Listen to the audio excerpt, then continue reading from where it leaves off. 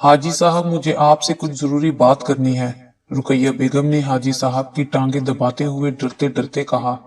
हाजी साहब, जो अभी जोहर की नमाज पढ़कर हुजरे में आकर लेटे थे, आंखों पर से हाथ हटाकर चौंक कर रुकैया बेगम को देखकर बोले, हाँ बोलो, सुन रहा हूं मैं। हाथ आंखों पर वापस रख लिया था। वो आज शाम में कुछ लोग अपनी आयशा को देखने के लिए आ रहे हैं। रुकैया बेगम ने डरते डरते मुद्दा बयान किया, क्योंकि हाजी साहब मिजाज के बहुत गर्म थे, जरा सी बात भी मिजाज के खिलाफ बर्दाश्त नहीं करते थे। उन्होंने रुकैया बेगम की बात सुनकर हनकारा भरा। कौन लोग हैं, कहाँ से आ रहे हैं और किसके तवैस से आ रहे हैं, वो तफसील जानना चाहते थे। वो अपनी आयशा के पास जो बच्ची सपारा पढ़ने आती है ना, दुआ, उसकी अम्मी आ रही है अपने बड़े बेटे का रिश्ता लेकर। रुकैया बेगम ने तफसील बताई। अच्छा, तो आज आ रहे हैं वो लोग? जी, आज शाम में। तो मैं कह रही थी कि आप घर में मौजूद रहिएगा ताकि उनसे बातचीत कर सकें। चलो देखते हैं, उन्होंने कहा और करवट बदलकर आंखें बंद कर ली। ये इस बात का इशारा था कि अब उनसे मजीद बात ना की जाए। हस्बे वादा वो लोग आए, बहुत अच्छे लोग थे। हाजी साहब भी घर में ही थे। रस्मी सलामो दुआ के बाद लड़के की वालदा से पूछने लगे, क्या करता है आपका बेटा? जी, मेरा बेटा केबल का काम करता है। यहाँ पूरे इलाके में केबल वही लगाता है। माशाअल्लाह बहुत मेहनती है, अच्छा कमा लेता है।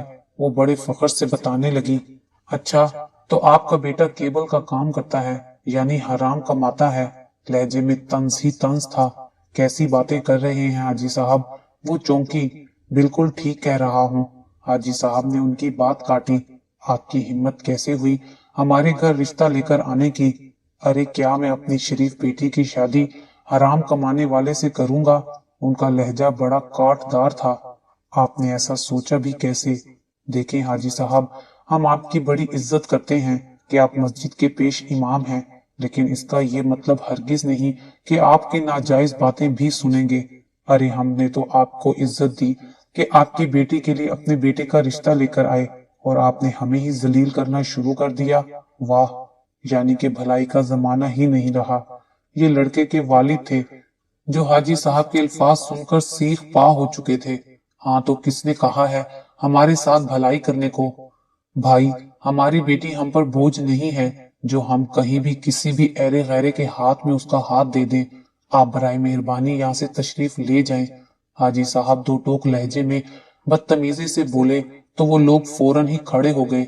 बाहर आयशा अपनी बहनों के साथ ये सारी बातें सुन रही थी। उसको अपना पूरा जिस्म सुन होता हुआ महसूस हुआ। उसने लड़खड़ाते वजूद को दीवार का सहारा लेकर संभाला। अंदर से आवाज आई, हाँ हाँ, हमें भी अपने कमाऊ बेटे के लिए लड़कियों की कोई कमी नहीं है। हमने तो नेकी करने का सोचा तो आपके घर चले आए। अगर हमें पता होता कि आप हमारे साथ ये सलूक करेंगे तो हम कभी अपने बेटे का रिश्ता लेकर आपके घर नहीं आते। वाकई कुछ लोगों को इज्जत रास नहीं आती। चलिए जमीला बेगम, वो सख्त लहजे में कहते हुए अपनी बेगम को लेकर वहां से चले गए, और रुकैया बेगम खामोशी से सारा तमाशा देखती रही और चाहकर भी एक लफ्ज तक ना कह सकी, ना ही उन्हें रोक सकी। और ये रिश्ता भी हमेशा की तरह हाथ से निकल गया था, और वो बेबसी व लाचारी से सिर्फ देखती ही रह गई थी। ऐसा पहली बार नहीं हुआ था, बल्कि जब भी आयशा के लिए कोई रिश्ता आता, हाजी साहब लड़के में कोई न कोई नुक्स निकाल देते। आयशा की खूबसूरती और सादगी देखकर बहुत से लोग इस दहलीज पर हाथ फैलाए रिश्ता मांगने आए थे, लेकिन हर किसी को नामुरादो मायूस लौटना पड़ा था। वजह हाजी साहब थे। उन्हें हर लड़के में कोई न कोई खामी नजर आ जाती और वो मना कर देते। ये लड़का क्लीन शेफ है, मुझे पसंद नहीं है। ये लड़कियों जैसा लगता है। अगर दाढ़ी है तो पूरी एक मुट्ठी, क्यों नहीं? ये तो फैशन वाली दाढ़ी है। लड़का बैंक में है तो सूदखोर, और क्लर्क है तो रिश्वतखोर। दूध वाला है तो मिलावटी, और परचून वाला है तो चोर। अलगर्ज उन्हें हर रिश्ते में कोई न कोई मसला होता और रिश्ता मना हो जाता। आयशा उनकी इकलौती बेटी नहीं थी, बल्कि आयशा के अलावा 3 बेटियां और थीं जो जवानी की दहलीज पर कदम रख चुकी थी और शादी के काबिल थी। जाहिर है कि आयशा की शादी होती तो उन बेचारियों का नंबर भी आता, मगर यहाँ तो आयशा के रिश्ते के ही लाले पड़े हुए थे। पता नहीं हाजी साहब को अपनी बेटी के लिए कौन से मौलवी का इंतजार था जो हर तरह के गुनाह से भी पाक हो और शरीयत का पाबंद हो। ऐसा मौलवी लड़का भला इस दौर में कहाँ मिलता है। और यूं हाजी साहब की नाशुक्री की वजह से आयशा के साथ साथ तीनों बहनों की शादी अटकी हुई थी। उस रात जब रिश्ते वाले मायूस वापस लौटे तो घर में मौत का सन्नाटा था। ऐसी खामोशी और सुकूत छाया था जैसे ये घर मकीनों से खाली हो या फिर इस घर में जैसे कोई मर गया हो। ऐसी ही उदासी थी उस घर में। उस रात जब माँ बेटियां सोने के लिए लेटी तो आयशा से छोटी सायरा बोली, अम्मा आखिर अब्बा चाहते क्या हैं? क्या हम चारों किसी अब्बा के मनपसंद मौलवियों के इंतजार में इसी दहलीज पर पड़े पड़े बूढ़ी हो जाएंगी? आखिर उन्हें क्या मसला है? वो क्यों हर रिश्ते में नुक्स निकाल कर मना कर देते हैं? पता नहीं कौन से फरिश्ते के इंतजार में हैं। जैसी खूबियां वो हमारे दुल्हा में देखना चाहते हैं कम से कम आजकल के लड़कों में तो नामुमकिन है। अम्मा आखिर आप कुछ बोलती क्यों नहीं? आप तो बोले अम्मा, खुदारा हमारे हक के लिए बोले, वरना हमारे बूढ़े जनाजे निकलेंगे इस घर से और आप तब भी खामोश ही रहना, कुछ मत कहना। शिद्दत जज्बात से उसकी आवाज फट गई थी। ऐसे मत बोलो बेटा, मैं मजबूर हूँ, मैं क्या बोलूं बेटा। मेरी कभी हाजी साहब ने चलने ही नहीं दी। हमेशा हर फैसले में उन्होंने अपनी ही मनमानी दिखाई है। अब आज के रिश्ते को ही ले लो। मुझे ये रिश्ता अपनी आयशा के लिए कितना पसंद था, कितनी पुर उम्मीद थी मैं कि ये रिश्ता जरूर पसंद आएगा हाजी साहब को। लेकिन हुआ क्या, तुम्हारे अब्बा ने इस रिश्ते में भी नुक्स निकाल दिया। ना सिर्फ इनकार किया बल्कि उन बेचारों को जलील करके घर से भी निकाल दिया। अब यही सूरत हाल रही तो कौन आएगा हमारे घर रिश्ता लेकर? मेरा तो सोच सोच के दिमाग फटा जाता है, लेकिन मैं मजबूर हूँ, कुछ कर भी नहीं सकती। अम्मा भीगे लहजे में लाचारी से बोली। आयशा के कानों में ये सब आवाजें आ रही थी, लेकिन वो चुपचाप लेटी छत को घूरती रही। चेहरे पर बेबसी और उदासी जैसी रकम होकर रह गई थी और रही सही कसर उन चंद सफेद बालों ने पूरी कर दी जो वक्त की धूप ने उसे तोहफे में दिए थे। और वो ना चाहते हुए भी इस तोहफे को अपनाने से इनकार नहीं कर पाई थी। हालांकि इस धूप ने उसका तन मन झुलसा कर रख दिया था, लेकिन फिर भी उसे सहने पर मजबूर थी या कर दी गई थी। सायरा ने एक नजर साकित लेटी पथराई हुई सी आयशा को देखा। उसे इस पल आयशा दुनिया की मजलूम तरीन लड़की लगी जो बहुत मजबूर हो, बेबस हो। उसे बहुत तरस आया अपनी लाचार बहन पर। अम्मा जरा एक नजर देखो आयशा बाजी को, तुम्हें तरस नहीं आता उन पर? तुम कैसी माँ हो, अपनी औलाद के लिए आवाज नहीं उठा सकती? ये कैसी मजबूरी है अम्मा? तुम्हारी मजबूरियां हमें निकल रही हैं अम्मा। आयशा, सायरा, ताहिरा और मायरा सब तुम्हारी इस मजबूरी की भीड़ चढ़ जाएंगी अम्मा, और तुम हाथ मलती रह जाओगी। वो हज़ियानी अंदाज में आयशा को झंझोड़ कर बोली, ये बूढ़ी हो जाएगी अम्मा इसी दहलीज पर, फिर तुम क्या करोगी? फिर तो वाकई कोई बूढ़ा मौलवी ही आएगा इसके लिए बारात लेकर। वो कहकर फूट फूट कर रोने लगी। आज वो कुछ ज्यादा ही जज्बाती हो रही थी, वरना इस लहजे में कभी उसने अम्मा से बात नहीं की थी। ऐसा मत बोलो बेटा, खुदारा चुप हो जाओ सायरा, चुप हो जा। और अम्मा कहते हुए अपने पल्लू में मुंह छुपाकर फूट फूट कर रो दी। सायरा की बात पर ताहिरा और मायरा भी रोने लगी, जबकि आयशा सब कुछ सुनने के बावजूद बेहिस्सो हरकत लेटी रही।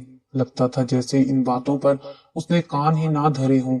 शायद वो दुखों का बोझ उठाते उठाते बेहिस हो चुकी थी, तभी उस पर इन जज्बाती बातों का असर नहीं हो रहा था, या फिर वो खुद को बहुत मजबूत जाहिर कर रही थी।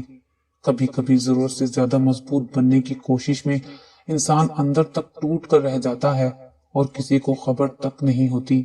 आयशा ने भी अपने आंसू छुपाने के लिए अपनी आंखें मूंदी थी। शायद वो कुछ ज्यादा ही साबिर थी।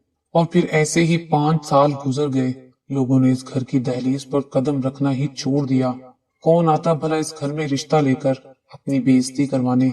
अम्मा की बूढ़ी आंखें अब रिश्ते के इंतजार में पथराने लगी थीं, जबकि आयशा ने अपने तमाम तर एहसासात व जज्बात को दफना कर जीना सीख लिया था।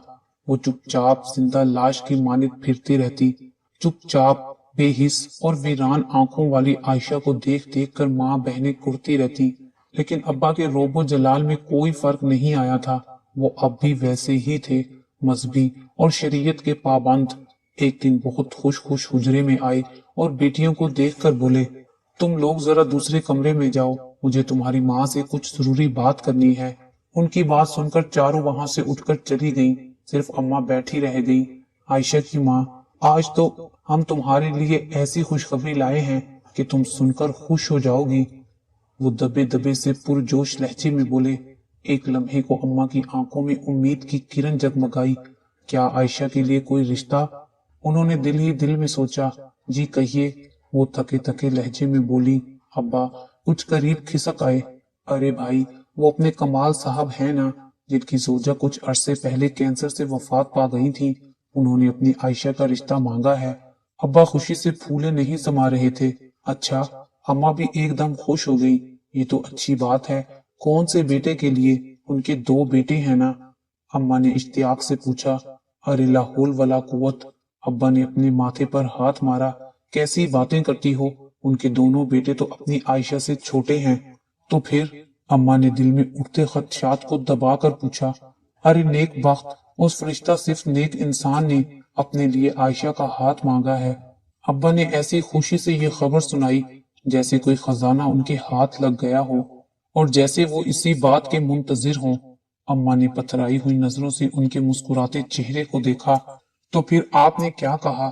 اماں ان کا جواب جانتی تھی، جو کہ ان کے چہرے سے ہی عیاں تھا کہ انہوں نے کیا جواب دیا ہوگا، لیکن پھر بھی پوچھا، شاید کسی آس کے تحت۔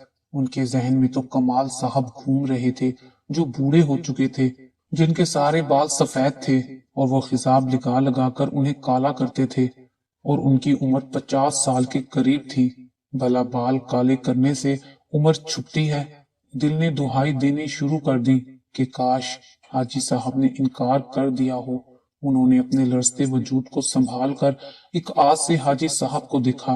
حاجی صاحب کی پرجوش آواز سنائی دی۔ کہنا کیا تھا؟ میں نے تو فوراً ہاں کر دی۔ ارے اتنے پیسے والے ہیں کمال صاحب، پوری 40 دکانیں ہیں ان کی، اور سب سے بڑھ کر بات یہ کہ وہ 5 وقت نمازی اور شریعت کے پابند ہیں۔ اپنی عائشہ کی تو قسمت ہی کھل گئی۔ عیش کرے گی، تم دیکھنا۔ میں کوئی ناشکری کیوں کرتا اس رشتے کو انکار کر کے۔ حاجی صاحب نہ جانے کیا کیا کہہ رہے تھے، مگر اماں، وہ یہ سب سن ہی کہاں رہی تھی۔ ان کی آنکھوں میں مدتوں سے رکا ہوا پانی سیلاب کے ریلے کی صورت جمع ہونے لگا تھا۔ پتہ نہیں یہ آنسو کیسے تھے، ان کی آنکھیں دھندلا رہی تھی۔ تم تیاری کر لو، جمعے کو اپنی عائشہ کا نکاح ہے، جہیز وغیرہ کا سارا سامان کمال صاحب خود دیں گے۔ وہ 2 کپڑوں میں ہماری عائشہ کو ہم سے لے جائیں گے، اور شادی کا سارا خرچہ بھی کمال صاحب ہی اٹھائیں گے۔ حاجی صاحب اماں کو بتا رہے تھے، لیکن اماں کچھ سن ہی کہاں رہی تھی۔